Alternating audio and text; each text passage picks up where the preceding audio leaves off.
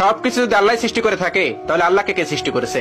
এই প্রশ্নটির সম্মুখীন আমরা প্রায়ই হই, যেটা অমুসলিমদের কাছে হতে পারে, যেটা নাস্তিকদের কাছে হতে পারে, এবং আমাদের মতো মুসলমানদের মাথায়ও এই রকম প্রশ্ন ঘোরে। এই প্রশ্নটির উত্তর আমি আপনাদেরকে দিয়ে দিব ছোট্ট একটা ঘটনার মাধ্যমে। তো চলুন শুরু করা যাক সেই ঘটনাটি। একবার ইরাকে সমস্ত নাস্তিকেরা একত্রিত হলো এবং সেখানকার সমস্ত আলেমদের ডাকলো এবং বলল, তোমরা যদি আমাদের 4টা প্রশ্নের উত্তর দিতে পারো তাহলে আমরা ইসলাম ধর্ম গ্রহণ করে নেব, আমরা মুসলমান হয়ে যাব, আমরা নাস্তিক থাকবো না। তারপর সকল আলেমরা বলল, ঠিক আছে, তোমাদের প্রশ্ন 4টি করো, আমরা প্রশ্ন উত্তর দেওয়ার চেষ্টা করব। নাস্তিকদের প্রথম প্রশ্ন হলো, আমরা তো এখন সবাই এখানে উপস্থিত আছি, তাহলে আল্লাহ তাআলা কি করছেন? এটিই ছিল তাদের 1 নম্বর প্রশ্ন।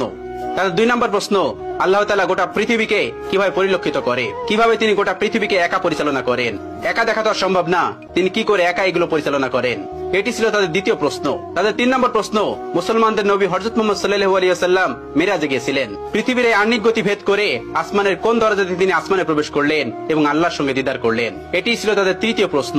এবং তাদের সর্বশেষ প্রশ্ন, আল্লাহ তাআলার আগে কে, আল্লাহ তাআলাকে কে সৃষ্টি করেছেন? এই ছিল তাদের মোট 4টি প্রশ্ন।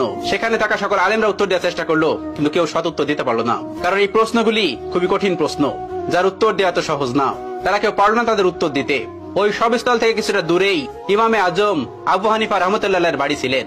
আপনারা অনেকেই জানেন, ইমাম আবু হানিফা রাহমাতুল্লাহ কাপড়ের ব্যবসায়ী ছিলেন, তো শহরের পাশেই তার বাড়ি ছিলেন। তার কানে এই খবরটি গেল, তিনি জানতে পারলেন সবস্থলে এই ঘটনাটি ঘটছে। তিনি দ্রুত বাড়ি থেকে বের হয়ে সেই সবস্থলে উপস্থিত হলেন। তার বয়স তখন মাত্র 13 বছর। তখন তিনি 30 পারা কোরআনের হাফেজ। তিনি সেখানে উপস্থিত হলেন এবং তিনি পিছন থেকে বললেন, আমি তোমাদের এই 4টি প্রশ্নের উত্তর দিতে চাই। সবাই সেখানে অবাক হয়ে গেল, এই ছোট্ট বাচ্চাটি এই কঠিন কঠিন প্রশ্নের উত্তর দেবে? অবাক হয়ে তাকে ডেকে নিল এবং বলল, তুমি আসো। তিনি বললেন, আমি তোমাদের এই সকল প্রশ্নের উত্তর দিব। সবাই রাজি হলেন। তিনি বললেন, প্রশ্ন কে করবে? একজন দেখিয়ে দিলেন, ওই যে মঞ্চে যে বসে আছেন উনি প্রশ্ন করবে। চেয়ারে বসে থাকা ওই লোকটিকে আবু হানিফা রাহমাতুল্লাহ বললেন, তুমি যখন আমাকে প্রশ্ন করবে তখন তুমি আমার ছাত্র, আমি তোমার শিক্ষক, তাহলে আগে তুমি আমাকে ওই চেয়ারে বসতে দাও, আর তুমি নিচে দাঁড়িয়ে আমাকে প্রশ্ন করবে। উদ্ভট হলেও এটি তারা মেনে নিয়েছিল। আবু হানিফা রাহমাতুল্লাহ চেয়ারে গিয়ে বসলেন এবং ওই নাস্তিকটি নিচে এসে প্রশ্ন করলো। প্রথম প্রশ্নটি ছিল এরকম, যে আল্লাহ তাআলা এখন কি করছেন? আবু হানিফা রাহমাতুল্লাহ তীক্ষ্ণ বুদ্ধি সম্পন্ন একজন মানুষ ছিলেন। আল্লাহ তাআলা তাকে অনেক হিকমত দিয়েছিলেন, অনেক জ্ঞান দিয়েছিলেন।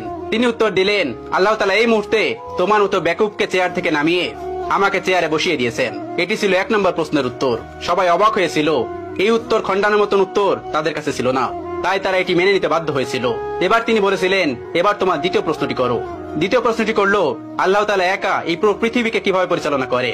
একা তিনি পুরো পৃথিবীকে কিভাবে দেখেন? তিনি তাদেরকে 4 কোণাওয়ালা একটা ঘরে নিয়ে গেলেন এবং সেই ঘরে একটা বাতি জ্বালালেন, একটা মোমবাতি।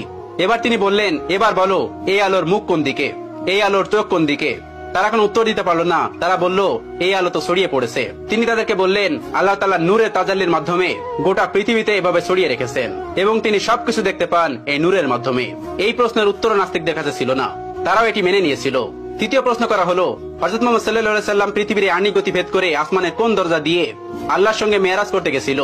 তখন আবু হানিফা রাহমাতুল্লাহ হাতে একটা ডিম নিলেন এবং বললেন, এই ডিমটি থেকে 22 থেকে 23 দিন পরে বাচ্চা ফুটে বের হবে। এবার তোমরা বলো, এই ডিমটির বাচ্চা কোন দিক থেকে বের হবে? তারা বললেন, এটি ঠোঁট দিয়ে ডিম ভেঙে বের হবে। তিনি বললেন, কোন দিক দিয়ে বের হবে? তারা বললেন, এটা আমাদের জানা নেই। এবার ইমাম আবু হানিফা রাহমাতুল্লাহ বললেন, আল্লাহ তাআলা তার বান্দাকে আসমানে নিবেন, কোন দরজা দিয়ে নিবেন এটি আল্লাহ তাআলা ভালো জানেন। এটা আল্লাহ তাআলার কাজ, তোমার আমার কাজ না। আসমান তার, আসমানের যে কোনো জায়গা দিয়ে তার নবীকে আসমানে নিতে পারেন। চতুর্থ প্রশ্ন, যেটি সব থেকে গুরুত্বপূর্ণ, আল্লাহ তাআলাকে কে সৃষ্টি করেছেন? আল্লাহ তাআলার আগে কে? ইমাম আবু হানিফা রাহমাতুল্লাহ বললেন, তোমাদের মধ্যে কি এমন কেউ আছেন যিনি অনেক ভালো অঙ্ক করতে পারে? তখন একজন বললেন, হ্যাঁ আমি পারি। তখন তাকে বলল, তুমি 1 থেকে গুনতে শুরু করো। তখন সে গোনা শুরু করলো।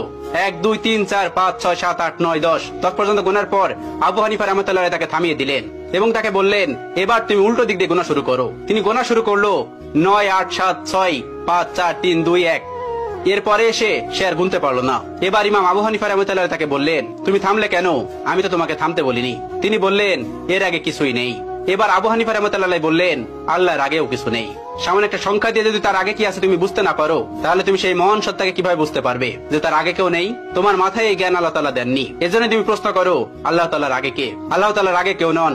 কুল হুয়াল্লাহু আহাদ, আল্লাহুস সামাদ, লাম ইয়ালিদ ওয়া লাম ইউলাদ ওয়া লাম ইয়াকুল লাহু কুফুয়ান আহাদ। তিনি এক এবং একক, তাকে কেউ জন্ম দেননি, তিনিও কাউকে জন্ম দেননি। তিনি শাশ্বত চিরন্তন, তার আগে পরে কেউ নেই। এই ছিল আবু হানিফা রাহমাতুল্লাহ প্রজ্ঞা এবং জ্ঞান, যেটি দিয়ে তিনি পুরো পৃথিবীকে আলোকিত করে রেখেছিলেন তার জ্ঞান দিয়ে। এখনো তার কিতাব, তার দর্শন দিয়ে মানুষ ইসলামকে পরিচর্যা করে। আল্লাহ তাআলা আমাদের সকলকে ইসলামের পথে থাকার তৌফিক দান করুন, ইসলামের পথে চলার তৌফিক দান করুন, ইসলামের বিধানগুলো মানার তৌফিক দান করুন।